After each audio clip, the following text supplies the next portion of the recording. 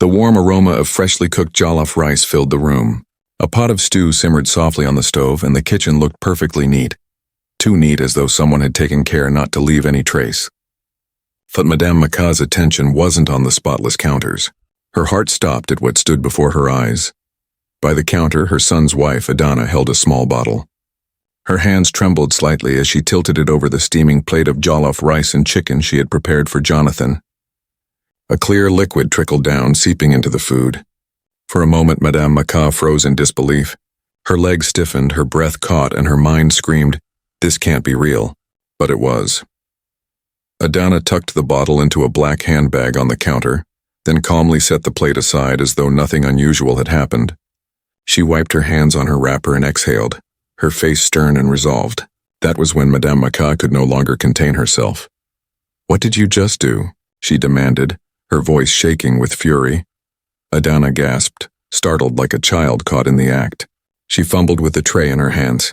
Before she could regain composure, Jonathan entered, alarmed by his mother's raised voice. "What's happening here?" he asked, glancing between them. In that instant, the tray slipped from Adana's hands. The plate shattered on the tiled floor, rice and chicken scattering across it. The food destroyed. Madame Maca pointed a trembling finger at Adana. Her voice broke with anguish. "Jonathan, your wife just poisoned your food." Jonathan froze, his eyes darting from the broken plate to his wife's shaking form. His mouth opened, but no words came. Adana dropped to her knees, tears streaming down her face, her hands clasped together desperately. "Please listen to me. It's not what you think," she cried. "Not what I think." Madame Maca's voice rose, sharp and unwavering. "I saw it with my own eyes. You poured poison into his food." Adana's sobs grew louder, echoing in the cold kitchen. She struck her chest with her fists as though punishing herself. "I swear I didn't want him dead. I just added a little, just enough so he'd be rushed to the hospital. Then I planned to blame you." She turned to Jonathan, her tear-filled eyes pleading. "I was going to say your mother poisoned you with the fruit she brought." "I'm sorry." "I'm so sorry." Jonathan staggered back, holding on to the wall for support. His world seemed to collapse around him. "You plan to frame my mother," he whispered, his voice breaking. Adana crawled toward him, but he stepped away, disgust clear on his face. "You don't understand," she wailed. "I was under pressure. I was confused. I didn't mean—" "Enough!" Madame Maca cut her off, her voice booming through the room. "Do you even hear yourself? You would destroy this family just to drive me away. This is the woman I begged my son not to marry." The room fell into heavy silence, broken only by Adana's muffled cries. Jonathan looked from his mother to his wife, his chest rising and falling as though each breath pained him. His mind battled between love, betrayal, and disbelief. And then with words like fire, his decision came. "Get out," he said, voice cold. Adana looked up, tears blurring her vision. "Jonathan, please don't say that. Please don't make me leave." His voice rose, edged with an anger she had never heard. The floor seemed to fall away beneath her. She began to sob, hands covering her face, but Jonathan held his ground. He didn't move. For Madame Maca, it was a moment of heartbreak. She'd raised her son alone through hardship, always afraid someone would come and hurt him. Now it was happening. The woman he trusted most had tried to poison him. Adana's cries filled the mansion as she gathered herself from the floor. Her hands trembled as she clutched her small handbag, the same bag that had contained the poison. She glanced around one last time. Nobody met her eyes. Jonathan turned away. His mother's face showed tears and the hard resolve of someone who had been deceived too often. Adana walked out of the kitchen, her sobs shrinking into the mansion's corridors. Outside those walls, her story was only beginning, and the path ahead would shock those who once believed she had everything. Her sobs echoed through the empty hall as she stumbled out. Her usual elegant stride, high heels and designer dresses looked awkward and broken now. She hugged her handbag to her chest, pushed through the mansion's heavy iron gates and stepped into the night. The air was thick, as if the world itself were weighing on her. Yesterday she had dined among the wealthy, wearing diamonds and sipping imported wine. Now her husband had turned her out like a stranger. She wiped her face with shaking hands, whispering between sobs, "He didn't even give me a chance. He didn't listen." Still, a harsher thought surfaced. He did listen, he just couldn't forgive. One thought dominated her mind, Cynthia. I must go to Cynthia. The streets were quiet as she made her way to her cousin's house. Cynthia had been the only person who supported her when life with Madame Amaka felt suffocating. A divorced single mother, Cynthia had long advised her, "Don't let his mother control your home. You're the wife. You deserve respect. Stand your ground." Adana had clung to that advice like driftwood. Now broken, she stood before Cynthia's tall metal gate and pounded on it desperately. "Cynthia, it's me. Please open." Inside, a light went on and curtains shifted. After a pause, the gate eased open and Cynthia stepped out in a nightgown, arms folded, face composed. Too composed. Adana fell to her knees and gripped Cynthia's feet. "Please, you have to help me. Jonathan threw me out. He knows everything. He knows what I tried to do." Cynthia's brow tightened. "What do you mean, what did you try to do?" Adana's tears fell heavily to the ground, her voice trembling as she confessed. "I put poison in his food. Not to kill him, only to make him sick, so I could frame Madame Mamaka. I was desperate, Cynthia. I didn't know what else to do." Silence followed. Cynthia's face hardened. She stepped back slowly, shaking her head. "Adana, do you hear yourself? You've lost your mind." Adana reached out, clutching her cousin's gown. "Please, I only did it because you told me not to let his mother control my house. You said I had to fight. I thought you would stand with me." But Cynthia pulled herself free. Her voice was sharp, cold. "Don't twist my words. I told you to fight for respect, not destroy your husband. Poison? Do you understand what you've done? You've ruined yourself." "Please," Adana whispered. Cynthia stepped back and closed the gate firmly. Her final words cut like a knife through the bars. "Go and face the consequences of your actions. Don't bring your shame here." The lock clicked. The lights inside went out. Adana was left outside in the darkness. By morning, news had spread. Servants whispered, neighbors gossiped, and soon Adana's disgrace was public. Jonathan, humiliated and heartbroken, stripped her of everything. Her clothes, her jewelry, her cars. Bank accounts were frozen. Overnight, her life as a billionaire's wife ended. For the first time since her marriage, Adana walked the streets in plain clothes, hiding behind dark glasses, avoiding the stares of people who once bowed to her. She no longer heard, "Good morning, madam." Now the whispers followed her. "That's her, the one who tried to poison her husband." Weeks passed. Hunger became her constant companion. With no one left to turn to, she begged for any job that could keep her alive. That was how Adana, once a woman who hosted parties in Lagos's grandest hotels, found herself behind the counter of a supermarket, wearing a cheap uniform and name tag. She sold bread and noodles to people who once envied her, their eyes filled with judgment and pity. Each night she lay on a thin mattress in a small rented room, her tears soaking the pillow. From a billionaire's wife to this, she whispered to herself, trembling with regret. Meanwhile, in Jonathan's home, he tried to rebuild his shattered life. His mother, Madame Mamaka, stayed close, her protective love unshaken. She watched her son drown himself in work, burying his pain in endless meetings and business deals. One evening, Madame Mamaka sat across from him in the living room. Her voice was soft yet firm. "My son, you cannot let this destroy you. You need peace. You need love again." Jonathan shook his head. "Mama, after what Adana did, how could I ever trust another woman?" But fate had other plans. Among his employees was a talented young data scientist named Sandra. She admired him not for his wealth, but for his vision, determination, and character. She worked late nights alongside him, challenged his ideas, and even laughed at his rare jokes. Gradually, she began to heal the wound Adana had left behind. Unknowingly, Jonathan was moving toward a future that would surprise even him. Just as he thought the shadows of betrayal were behind him, an unexpected twist awaited, one that would test both his resilience and his mother's patience. The boardroom was quiet except for the soft hum of the air conditioner. Jonathan stood at the head of the polished table, his tone calm yet authoritative, presenting a new project his tech company was launching. Employees took notes and nodded in agreement. One person, however, caught his attention, Sandra. Focused, her eyes sharp behind her glasses, she typed rapidly on her laptop, never once looking up. Still, every word he spoke seemed to reflect in her work. Unlike others who admired him for wealth, Sandra admired his ideas. That quiet sincerity, that brilliance began drawing Jonathan toward her. Over the weeks, he found himself seeking her out for more than just data analysis.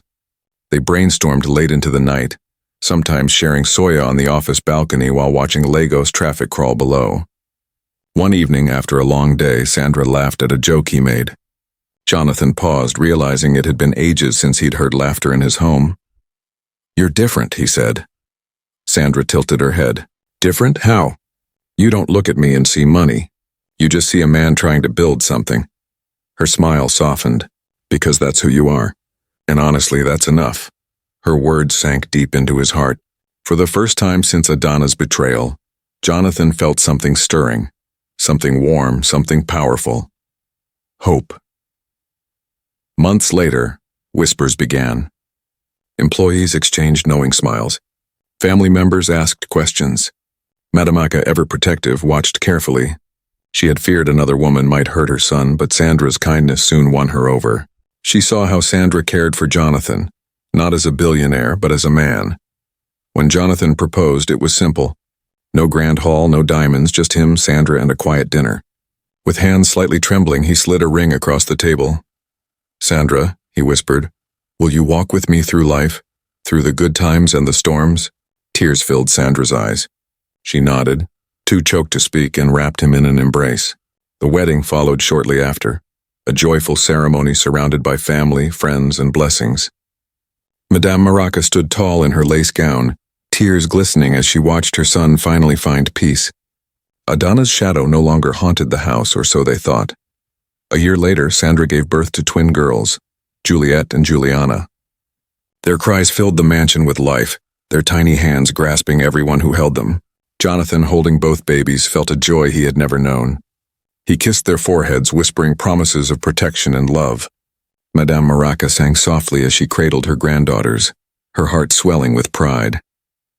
"God has restored what the enemy tried to take," she said, eyes glistening. The mansion, once filled with pain and betrayal, now echoed with laughter, lullabies, and the soft cooing of babies. Yet shadows remained. Outside the gates, in a small supermarket where the shelves smelled of dust and cheap goods, Adana struggled. She folded clothes, sold groceries, and counted coins late into the night.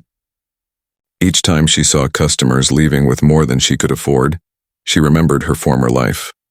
The marble floors, chandeliers, and luxury cars waiting outside. Each night on her thin mattress, Jonathan's cold words haunted her. "Get out of my house." One rainy evening as she closed the shop, a thought struck her. Was this her punishment forever, or could she find redemption? Her hands trembled as she whispered into the dark, "God, if there is still mercy for me, show me." Unbeknownst to her, mercy was already on its way, but not as she expected. While Jonathan and Sandra enjoyed their new life, Madame Maraca held a secret in her heart. A decision she would soon make would bring Adana face to face with the family she had nearly destroyed. When that moment arrived, the city would whisper again, not about Adana, the betrayer, but about something far more shocking. The mansion was quiet one afternoon. Sandra hummed softly in the nursery, rocking one twin to sleep while Jonathan sorted files in his study. Madame Maraca sat alone in the living room, hands clasped, eyes on the family portraits. One photo caught her attention. Jonathan and Adana on their wedding day. His smile then was pure, untouched by betrayal. Though the memory of that night in the kitchen burned in her heart, a small voice whispered, "Forgive." She recalled her late husband, Emma, who had always told her, "Amma, bitterness poisons you. Mercy keeps a family alive." Tears ran down her cheeks. Slowly she rose and walked to the study, placing a hand on Jonathan's shoulder. "My son," she said quietly, "I need to speak with you." Jonathan looked up, tired but attentive. "Yes, Mama?" She hesitated, then exhaled. "It's about Adana." His jaw tightened, eyes darkening. "Mama, please, don't bring her up. That chapter is closed." But Madame Maraca's voice remained steady, firm with the authority of a mother. "No, Jonathan, it isn't over until you learn to forgive. You are blessed now, Sandra, the twins, your company. God has restored you. But forgiveness, that is the true test of strength." Jonathan leaned back, torn. "Mama, she tried to kill me." "She tried to frame you. How can I forgive that?" "You don't forgive because she deserves it," Madame Maraca replied, her eyes shining. "You forgive because kindness isn't about who deserves it. It's about who you are." The room fell silent, heavy with her words. Days later, Madame Maraca left quietly, without telling Sandra or Jonathan where she was going. She arrived at the small supermarket where Adana worked. The sight broke her heart. Adana stood behind the counter in a faded uniform, nails chipped, eyes dull with exhaustion. She handed a loaf of bread to a customer, then wiped her face with the back of her hand. For a long moment, Madame Maraca simply watched. Then she stepped inside. Adana's eyes widened in shock. The loaf slipped from her hands. "Mama Amaka," she whispered, voice trembling.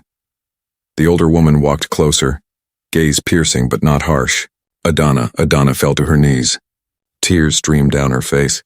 "I don't deserve to even say your name. Please don't curse me. I've suffered enough." Madame Maraca bent down, lifted her chin, and whispered, "No, my daughter. I did not come to curse you. I came to show you mercy." When Jonathan learned what his mother had done, he was furious. "You brought her back into our lives." His voice thundered through the living room. After all she had done, Sandra, holding one of the twins, stood silently, her eyes moving between mother and son. Madame Maraca raised her hand, voice firm. "I am not asking you to love her again. I am asking you to give her a chance to live. She has fallen, Jonathan. We will not lift her by crushing her further." Jonathan's fists clenched. "Mama, she almost destroyed us. If you hadn't come back that day, I'd be dead." "And yet you live," Madame Maraca answered gently. "And you live well. God spared you for a reason." "Don't let hate chain you," Sandra finally spoke, calm but steady. "Jonathan, sometimes the greatest strength is to forgive. If Mama believes Adana can change, maybe we should give her that chance, not for her, but for us, so bitterness doesn't stay in this home." Jonathan's chest heaved. Pain and conflict filled his eyes. Slowly he nodded. "If this is what you both want, then so be it. But she will never step into this mansion again." Madame Maraca smiled faintly. "She doesn't need the mansion. She needs a new beginning." Weeks later, Adana was called to meet them. She entered a modest new building. Bright lights, wide aisles, shelves stacked with goods. Confused, she looked at Jonathan, who handed her a small set of keys. "What is this?" Her lips trembled. "A supermarket," Jonathan said, tone controlled. "It's yours. Stocked, ready to run." My mother insisted. I agreed. "Not for you, but because kindness is stronger than hate." Adana gasped, hands shaking. The keys jingled in her grip as tears fell. She dropped to her knees. "I don't deserve this." "I don't deserve any of it." Sandra stepped forward, holding one of the twins, her eyes soft. "No one said you deserve it. That's the point of mercy." Adana's sobs filled the room. She pressed her forehead to the ground. "Thank you. Thank you. I will never forget this kindness. I will spend my life serving others." From that day on, Adana devoted herself to the supermarket. But she did more than run a business. She gave half her profit to the less privileged, feeding widows, orphans, and beggars. People who once spat her name now whispered in awe. Adana the betrayer had become Adana the giver. For Jonathan, forgiveness didn't erase the scar. Each time he saw her, he remembered the night his world almost ended. Yet deep inside, he knew his mother was right. Kindness is stronger than evil. And as Adana rose again, her eyes filled with tears of gratitude, Jonathan wondered, can a person truly change, or is this just a brief calm before another storm? The supermarket buzzed with life. Customers came and went, carrying bags of rice, tins of milk, and packets of noodles. But it wasn't just the business that had transformed. Adana herself had changed. She no longer moved with the pride of a billionaire's wife. Instead, she walked with humility, greeting each customer with a gentle smile, listening to their stories and sometimes offering food for free when she saw hunger in their eyes. Word spread quickly through the community. The woman who once betrayed her husband now fed the poor. Yet in quiet moments, Adana carried a heavy burden. Each night, as she counted her earnings, she whispered, "This is not mine. It's mercy I don't deserve." Her pillow was soaked with tears, not just tears of regret, but tears of sincere repentance. One afternoon, Jonathan arrived at the supermarket with Sandra and Madame Amaka. Seeing them, Adana froze behind the counter. Her knees shook and she hurried forward, bowing low. "Thank you for coming," she said, her voice trembling. "I don't deserve this chance, but every day I pray to make it worthy of the mercy you gave me." Jonathan studied her silently. He still remembered the woman who had once held poison over his food, but he also saw the new Adana, the one serving widows, feeding orphans. His heart wrestled with both images. Madame Amaka stepped forward, her voice warm. "My daughter, mercy does not erase the past, but it builds a better future. What you do with that future is in your hands." Sandra, holding one of the twins, smiled gently. "And so far you've chosen well." Adana's tears flowed freely. She knelt again, clutching the supermarket keys. "I swear before God I will never return to who I was. I will live to show that kindness can change even the hardest heart." The room fell silent. Customers paused to watch as Jonathan finally spoke. "Adana," he said, his voice calm, "you hurt me in ways I thought I could never heal from, but I refuse to let hate define my life. You may not deserve this second chance, but I'm giving it because kindness isn't about what someone deserves. It's about who I choose to be." His words struck her deeply. She broke down completely, weeping into her hands. Customers around them murmured, some even wiping their own tears. From that day forward, Adana became a symbol of redemption. Half of her profits went to the less fortunate. She organized food drives, supported widows, and clothed orphans. Where once she had been seen as a traitor, people now called her Adana the Giver. Though Jonathan never took her back as a wife, his act of mercy taught the community an important lesson. Kindness is stronger than evil, and forgiveness liberates not only the one who receives it but also the one who gives it. Madame Amaka, watching her son Sandra and her granddaughters grow, whispered with pride, "My husband was right. Mercy keeps a family alive," and in that moment, a story that began with betrayal ended with healing, a reminder of how forgiveness can turn even poison into purpose. If you enjoyed this story, comment, share, and subscribe to our channel for more inspiring stories.